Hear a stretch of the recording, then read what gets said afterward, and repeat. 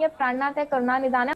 शिवरंजनी, हमारी जानकारी ये भी है कि बाबा बागेश्वर की दीवानगी इस कदर है आप में कि आप बद्रीनाथ धाम भी पहुंचे थे, तो क्या वहां पर उनसे मिलने का प्रयास आपकी तरफ से हुआ या आपने कोई ऐसा जतन किया हो कि आपकी मुलाकात उनसे हो जाए?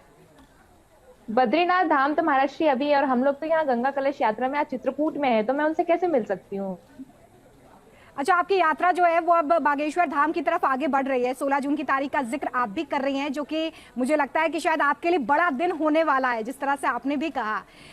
क्या चल रहा है इस वक्त मन में, क्योंकि बहुत कम दिन अब बचे हुए हैं, आपके मन में इस वक्त क्या चल रहा है? आप जब बाबा बागेश्वर को पहली बार देखेंगी, उनसे मुलाकात करेंगी, क्या कहेंगी? कुछ तय किया है आपने? कुछ कहने की जरूरत ही नहीं है। पूज्य महाराज हमारे अंतर्यामी, वो सब कुछ जानते हैं और मुझे तो ये भी लगता है मेरे नाम का पर्चा भी बन चुका होगा। चलिए, तो आपको ये लगता है कि बाबा जो है वो अंतर्यामी है और इसलिए आपके मन की बात वो जानते हैं, लेकिन अगर वो आपसे पूछते हैं कि आपके मन की बात क्या है, तो आप उन्हें क्या बताएंगे? वो क्यों पूछेंगे जब वो ऑलरेडी अंतर्यामी है, सब जानते हैं, प्राणनाथ है, तो फिर क्यों ही पूछेंगे। चलिए, तो आपका ये कहना है कि उनकी कुछ बातें जो आपको बहुत अच्छी लगती हैं, जैसे उनके हजारों भक्त हैं, उनमें से आप भी एक भक्त हैं? हाँ, इसके अलावा और कुछ नहीं? बस मेरा तो पल से पल में क्या हो जाए पता नहीं तकदीर का, गति ब्रह्मा की तरह नटारे अजब खेल रघुवीर का।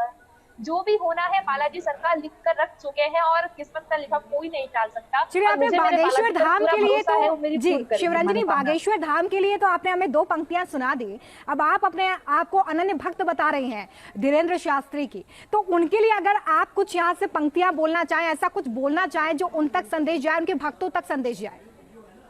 उनकी अर्जी हमारी मर्जी तुम्हारी, अर्जी हमारी मर्जी तुम्हारी, कृपा करियो रे प्रभु मन बसियो रे।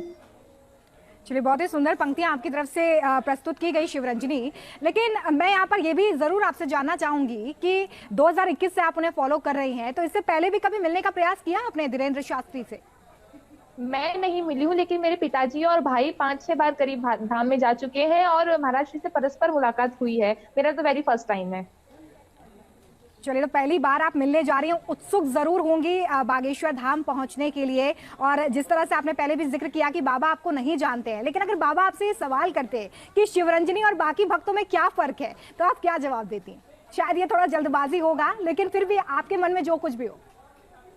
मुझे ऐसा नहीं लगता कि मैं उनके सभी भक्तों में से कोई एक अलग हूँ। जैसे उनके सभी भक्त हैं वैसे मैं भी हूँ। चलिए, तो आप शिव बागेश्वर धाम जो है वो पहुंचने वाली हैं, आप कुछ ही दिन बचे हुए हैं। वहां पर जाकर अगर बाबा बागेश्वर से आपकी मुलाकात होती है फेस टू फेस, तो क्या कहेंगे आप उनसे?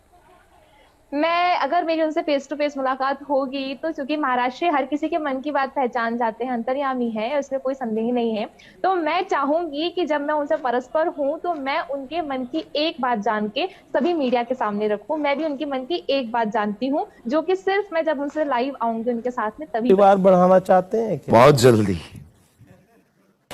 बहुत जल्दी। तो विवाह करेंगे आप? पक्का है, उसमें कोई संदेह नहीं। ये कोई गुनाह थोड़ी है। तो रिश्ते तो और हमने कोई झोली नहीं ली, सन्यासी भी नहीं है कि हम वही कोई धर्म के खिलाफ कुछ काम कर रहे हो। हमने कोई सन्यास धारण नहीं किया, हम कोई महात्मा भी नहीं है, हम अपने आप को कोई आचार्य भी नहीं, हम एक गुरु परंपरा के हैं। और शादी करें भी तो क्या गुनाह है साहब? आपकी भी तो हुई होगी। तो लड़की देख ली है आपने या देख रहे हैं? अभी तो नहीं देखी। अभी नहीं देखी? आपको मिले तो खबर क्या। तो ये जिम्मेदारी आप मेरी लगा रहे हैं? नहीं, फिर हम उसमें आ जाएंगे। आप देख के कल प्रस्तुत कुछ कर दो।